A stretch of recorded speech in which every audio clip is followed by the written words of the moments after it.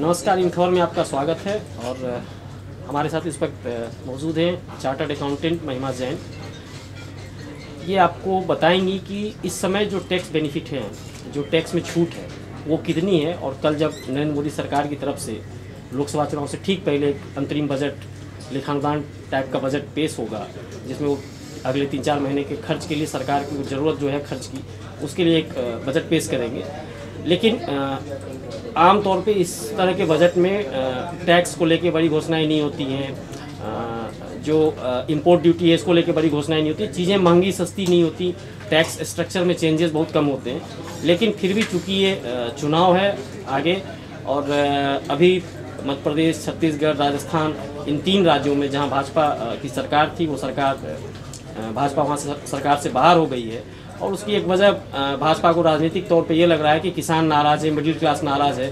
तो उस नाराज़गी को दूर करने के लिए हो सकता है, ये बहुत संभव है कि कल के जो अंतरिम बजट है, जो मोदी सरकार का इस टर्म का एक तरह से आखिरी बजट है, उस बजट में मोदी सरकार कुछ टैक्स जो स्ट्रक्चर है उसमें चेंजेस करने की घोषणा करे।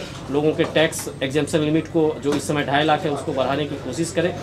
क्योंकि संविधान में ऐसा कोई रोक नहीं है, कोई ऐसी रोक नहीं है कि वो ऐसा नहीं कर सकते। ये परंपरा है और मोदी जी परंपरा तोड़ने में यकीन रखते हैं। तो सरकार का ये अधिकार है कि वो जिस तरह से अपने बजट को, अंतरिम बजट को पेश करना चाहे वो कर सकती है।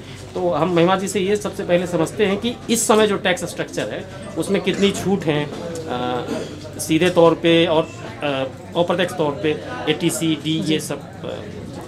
रितेश जी, पहले तो 2.5 लाख की छूट है, ये तो हम सभी जानते हैं। पर अगर हम देखें पिछले बजट के अंदर उन्होंने टैक्स रेट को कम करा था 10%। 2.5 लाख की छूट को इस तरह से समझा दीजिए। आम लोग कई बार इसको समझ नहीं पाते जी। किसी की सैलरी अगर मान लीजिए महीने की 40,000 है जी, तो उसकी एनुअल सैलरी हुई 4,80,000 जी। अब इस 4,80,000 पे इसको राउंड फिगर में कर लेते हैं। अगर आपकी सैलरी 5 लाख है तो क्या टैक्स है? 5 लाख की सैलरी पे सबसे पहले हमें कुछ डिडक्शन, एक पिछली बारी हमको अलाउ हो गई थी 40,000 तक की, जो कन्वेंस वगैरह के लिए डिडक्शन पिछले साल ही लाई गई थी पिछले बजट के अंदर, वो अगर हमें डिडक्शन मिल जाती है तो वो डिडक्शन हमको अवेलेबल है। उसके बाद में हमें 1.5 लाख की लिमिट अवेलेबल है ATC के अंदर, जो कि अगर हम LIC प्रीमियम देते हैं या हम कोई स्कूल फीस जमा कराते हैं, उसके लिए हमें एक ATC का डिडक्शन मिलता है। होम लोन का सर प्रिंसिपल अमाउंट तो ATC में जाता है और इंटरेस्ट हमें जाकर के हाउस प्रॉपर्टी में मिलता है। अगर हमारा कोई हाउस प्रॉपर्टी का इनकम या नहीं भी है तो भी हमें वहाँ जाके मिलता है। तो ATC का जो लिमिट है वो 1.5 लाख रुपए का लिमिट हमें मिल जाता है। उसके बाद में 2.5 लाख तक तो बिल्कुल ही टैक्स नहीं है, लेकिन 3.5 लाख तक की अगर हमारी नेट इनकम आती है तो एक हमें रिबेट और मिल जाती है, जिसकी वजह से 4,80,000 माइनस 1.5 लाख अगर हम लोग कर देते हैं तो 3.5 लाख से हम नीचे चले जाते हैं। और उसके अंदर हमें एक रिबेट और मिल जाती है और तब हमें इस इनकम पर कोई टैक्स नहीं देना पड़ता। लेकिन अगर ये इनकम 3.5 लाख से ऊपर रहती है तो हमें वो रिबेट बिल्कुल भी नहीं मिलती है। तब टैक्स एग्जेम्पशन केवल 2.5 लाख का रह जाता है और पूरे अमाउंट के ऊपर हमारा टैक्स लग जाता है। तो मान लीजिए अगर किसी की एनुअल सैलरी 5 लाख रुपये, 5 लाख रुपये कमाई है, तो उसका कितना टैक्स बनता है? सर जैसा मैंने बताया, 5 लाख की सैलरी पर अगर हम इस तरह से हमें सारी डिडक्शन मिल जाती है तो हमें कोई टैक्स नहीं देना पड़ेगा। मतलब 2.5 लाख रुपया टैक्स एग्जेम्पशन, 1.5 लाख रुपये हमारा ATC में चला गया। कितने 15,000 का लिमिट है और एक 20,000 का लिमिट है। तो ये सब मिला के आदमी नॉन टैक्सेबल हो जाता है। टैक्स स्टार्ट किस सैलरी स्ट्रक्चर से होगा? मतलब ऐसी सैलरी जो उसमें ये सारे ATC, D सारे बेनिफिट्स डाल देने के बाद भी टैक्स देना पड़ेगा? देखिए, वो कहना थोड़ा सा मुश्किल है क्योंकि फिर और भी कुछ डिडक्शंस हमको मिलती हैं, लेकिन वो जनरली हर आदमी नहीं क्लेम कर पाता है। जनरल जो एक आम आदमी क्लेम कर पाता है वो ATC का डिडक्शन होता है या ATD का डिडक्शन होता है जी। तो हमें कहना चाहिए 5.5-6 लाख के बाद में आपका टैक्स लगना, मतलब अगर आपकी कमाई 5.5-6 लाख है जी, तो आप टैक्स, इनकम टैक्स देना शुरू कर देते हैं इस समय जो स्ट्रक्चर। लेकिन उसमें 20% का टैक्स लग जाता है। पिछली बारी 10% पहले था, 10, 20 और 30% का स्लैब था। लास्ट बजट के अंदर 10% वाले रेट को घटा के 5% कर दिया गया था। तो अब रेट है 5%, 20% और 30% का। तो तुरंत ही टैक्स जो लग जाता है वो 20%। टैक्स जो है वो 5 के बाद सीधे 20 है जी। अब 10% का स्लैब है ही नहीं, सीधे 15% का एक टैक्स जी। बिल्कुल बिल्कुल, या तो आप इधर है या 15% सीधे उस। बिल्कुल। आपको कल के बजट से सरकार से क्या उम्मीद है? टैक्स स्ट्रक्चर में कुछ चेंजेस हो सकते हैं, एग्जेम्पशन, ATC, D? जी, आपने एक बहुत अच्छी बात कही कि मोदी जी परंपरा तोड़ने में यकीन रखते हैं, इसीलिए शायद थोड़ी उम्मीद जुड़ी हुई है इस बजट से। अगर शायद कांग्रेस सरकार होती तो कोई उम्मीदें नहीं होती इस बजट से, लेकिन क्योंकि भाजपा सरकार है तो हो सकता है कि इस लिमिट को थोड़ा सा बढ़ा दिया जाए। बहुत सही है कि जो इलेक्शंस अभी हुए हैं पीछे, उनसे जो रिज़ल्ट आया है, आम जनता को लुभाने के लिए थोड़ा सा इस लिमिट को बढ़ाया जा सकता है। बहुत ज़्यादा चेंज नहीं एक्सपेक्ट कर रहे हैं, लेकिन 3 लाख तक शायद इस लिमिट को कर दिया जाए।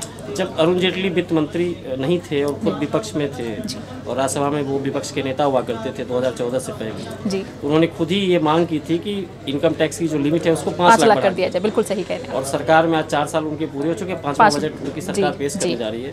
तो इसको मार्केट किस तरह से देखता है? आप चूंकि ऑडिटर हैं, आप चार्टर्ड अकाउंटेंट हैं, तो आपके पास सैलरीड कस्टमर भी हैं, आपके पास कॉर्पोरेट कस्टमर भी हैं। वो अरुण जेटली के उस बयान को जब वो खुद विपक्ष में रहते हुए 5 लाख के एग्जाम्पशन मांग रहे थे, सरकार से कह रहे थे कि आप एग्जाम्पशन लिमिट बढ़ाओ 5 लाख करो, और जब खुद वो सरकार में 4 साल से हैं और 5वां बजट पेश करने जा रहे हैं, तब भी इस देश में एग्जाम्पशन लिमिट जो है 2.5 लाख पे ही है। जी बिल्कुल। तो इसको आप कैसे देखते हैं? सर, मैं थोड़ा सा उन्होंने एक काम तो करा इस तरफ, ऐसा नहीं है कि बिल्कुल नहीं बढ़ाया। 2.5 लाख की लिमिट को में रिबेट बढ़ा करके उन्होंने 5,000 का लिया है। जो पहले 2,000 का रिबेट हुआ करता था वो अब 5,000 का रिबेट आ गया, और टैक्स रेट को घटा करके 5% पे लिया है, ताकि इफेक्टिवली हमने देखा कि अगर 4.5-5 लाख तक का इनकम है तो कोई टैक्स उस पर नहीं बनता।